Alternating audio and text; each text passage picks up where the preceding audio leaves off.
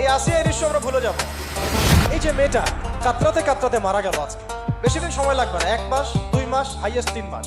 এর আগেও বহু ইস্যু আমরা এসেছে ভুলে গেছি, একটার পর একটা এসেছে, একটার পর একটা ভুলে গেছি। আপনারা দেখে নিয়েন 3 মাসের মধ্যে এই মেয়েটাকে সবাই ভুলে যান এবং যাবো ভবিষ্যতে। লিখে নেন আপনারা, এই বাচ্চার কথা কেউ মনে রাখবে না, এই বাচ্চাটার কথা কেউ মনে রাখবে না। 3 মাস পরে, 6 মাস পরে, 1 বছর পরে আরো নতুন ইস্যু আসবে, আরো নতুন পাপ হবে, আরো বড় বড় ঘটনা ঘটবে। এরপরে মানুষ এই বাচ্চাটাকে ভুলে যাবে। এই বাচ্চাটা কি তার মৃত্যু যন্ত্রণা ভুলতে পারবে?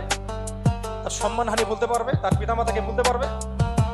এখন প্রশ্ন হচ্ছে, তার পিতাকেও যদি আমরা জিজ্ঞাসা করি, ইসলামে রেপের শাস্তি হচ্ছে মৃত্যুদণ্ড, ব্যভিচারের শাস্তি হচ্ছে অর্ধেক কোমর পর্যন্ত পুঁতে পাথর নিক্ষেপ করে হত্যা করা, এবং বিবাহিত ব্যক্তি হলে এই শাস্তি, অবিবাহিত হলে 100 বেত্রাঘাত, 1 বছরের নির্বাসন এবং সমাজ থেকে বয়কট করা, আর ধর্ষণ হলে সরাসরি মৃত্যুদণ্ড। 3 মাস সময় লাগার কথা না, 3 দিনের মধ্যেই করা সম্ভব। এটা শরিয়া আইন, এটা আল্লাহ রাব্বুল আলামিনের শরিয়া বিধান। এখন তারাও কি এটাতে রাজি হবে? যারা শোক প্রকাশ করছেন তারা কি এই বিধানটা কার্যকর করতে রাজি হবে? ধর্ষককে সবার সামনে প্রকাশ্যে মৃত্যুদণ্ড দেওয়া হোক, শরিয়া আইন কার্যকর করা হোক? রাজি হবেন না। কারণ আপনারা বলবেন এটা করতে গেলে বাংলাদেশ থেকে মৌলবাদী রাষ্ট্র হয়ে যাবে। তো সমস্যার গোড়ায় আপনারা যেতে চান না, ডালপালা নিয়ে নাড়াচাড়া করেন। জেনা ফ্রি মিক্সিংটাকে উন্মুক্ত করে দেওয়া হলো, ছেলে মেয়ের অবাধ বিচরণটাকে উন্মুক্ত করে দেওয়া হচ্ছে। একটা চরম ক্ষুধার্ত মানুষদের সামনে যদি আপনি খাবারকে উন্মুক্ত করে রাখেন, এরপরে যদি কেউ জোর করে খাবার খেয়েও ফেলে, শুধু কি আপনি খাদকের দোষ দিবেন? পুরো সিস্টেমটাই দায়ী, পুরো সিস্টেমটাই দায়ী এখানে। আপনি নারী পুরুষকে অবাধ মেলামেশা দিয়েছেন, ফ্রি মিক্সিং এ দিয়েছেন, একদম ছোটবেলা থেকেই, স্কুল লাইফ থেকে, কলেজ লাইফ থেকে, ইউনিভার্সিটি লাইফ থেকে, জব সেকশনে, এমনকি রাজনীতি করতে গেলে কর্পোরেট সেকশনে, ব্যবসায়িক সেকশনে, অফিস আদালতে, সব জায়গায় ফ্রি মিক্সিংকে অবাধভাবে আপনি উন্মুক্ত করে দিয়েছেন, আমরা উন্মুক্ত করে দিয়েছি। এর উপরে ছড়িয়ে দিয়েছি পর্নোগ্রাফি। পর্নোগ্রাফি সবার ফোনে ফোনে। পর্নোগ্রাফি দেখতে থাকলে একটা মানুষ বাচ্চাকে না, কয়েকদিন পরে পশুর সাথেও জেনা করতে পারে। যদি সামনে দেখেন যে মানুষ পশুর সাথে জেনা করেছে, আপনারা অবাক হতে পারেন, আমি অবাক হব না। কারণ পর্নোগ্রাফি মানুষকে পশুর সাথেও জেনা করতে শেখাবে। বাচ্চা তো কিছুই না।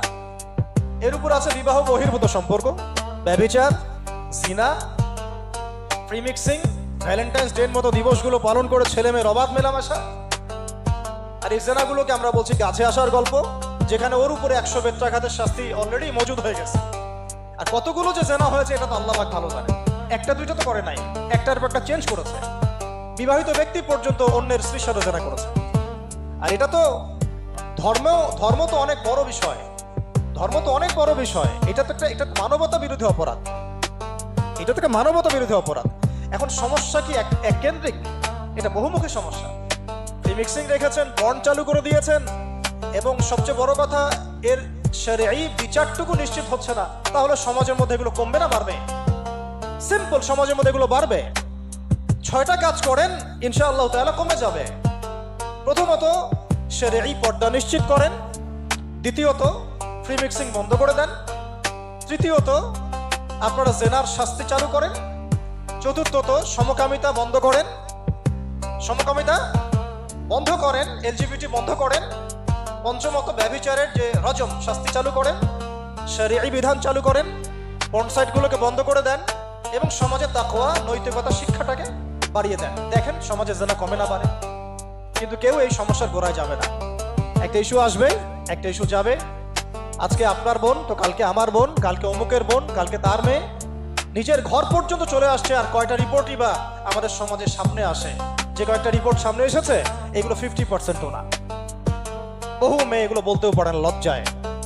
আর আমি তো ওইসব মেয়েদের ব্যাপারে কথা বলা ছেড়ে দিয়েছি, যারা স্বেচ্ছায় নিজের ইজ্জতকে বিলি দেয়। তাদেরকে আমি আমার বোন পরিচয় দিতে লজ্জাবোধ করি।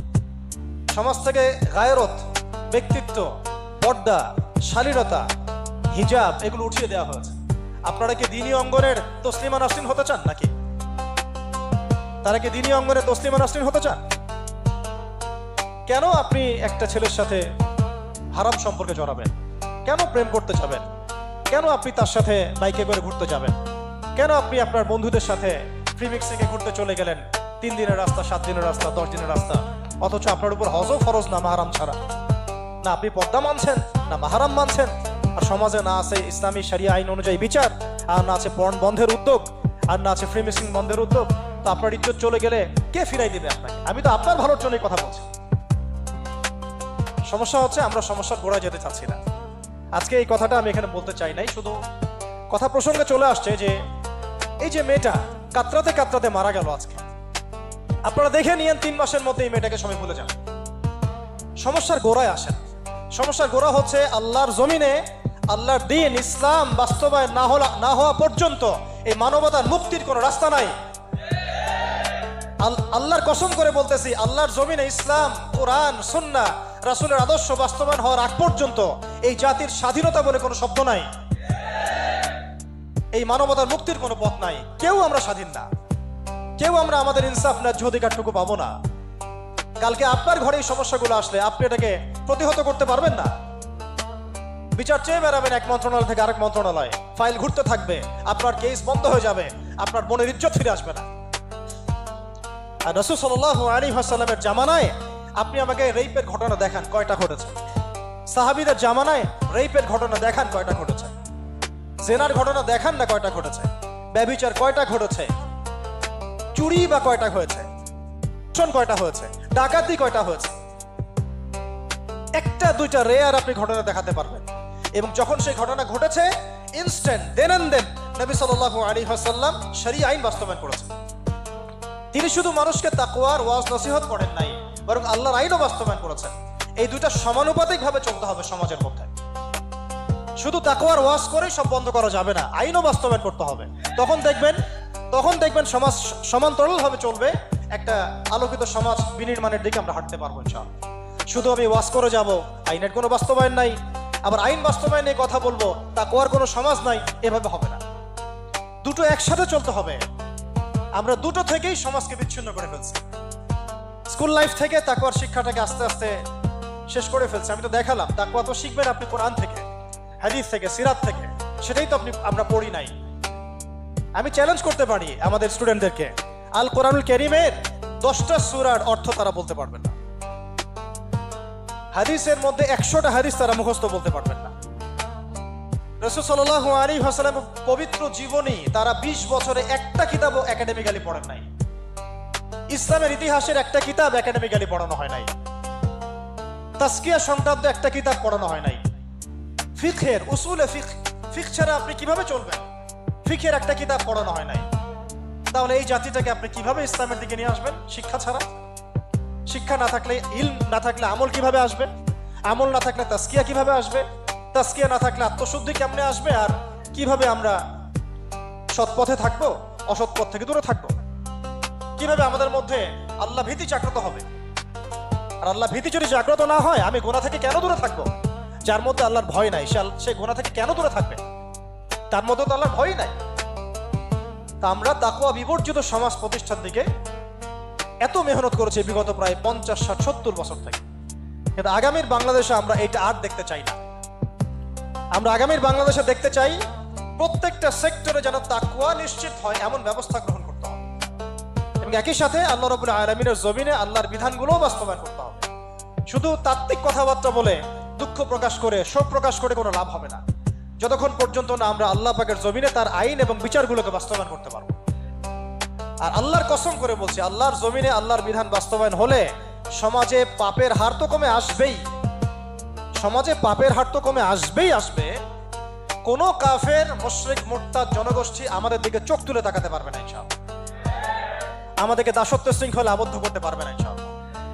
সব কথার শেষ কথা ভাই, যে আমরা দুনিয়াতে এসেছি লিমিটেড টাইমের জন্য। এই সময়টুকুতে যদি আমরা হেলায় ফেলায় দুনিয়ার জীবনটাকে নষ্ট করি, আমাদের দিনটাকে ঠাট্টা ছলে গ্রহণ করি, কোরআনকে মূল্যায়ন না করি, হাদিসকে মূল্যায়ন না করি, আল্লাহর দেয় এই সুযোগগুলো, রমাদান, এই কোরআন, এই তারাবি, তাহাজ্জুদ, এই সাদাকা, এই তাকওয়া, এগুলোকে মূল্যায়ন না করি, তাহলে ক্ষতিগ্রস্ত আমরা হব, আর কেউ হবে না।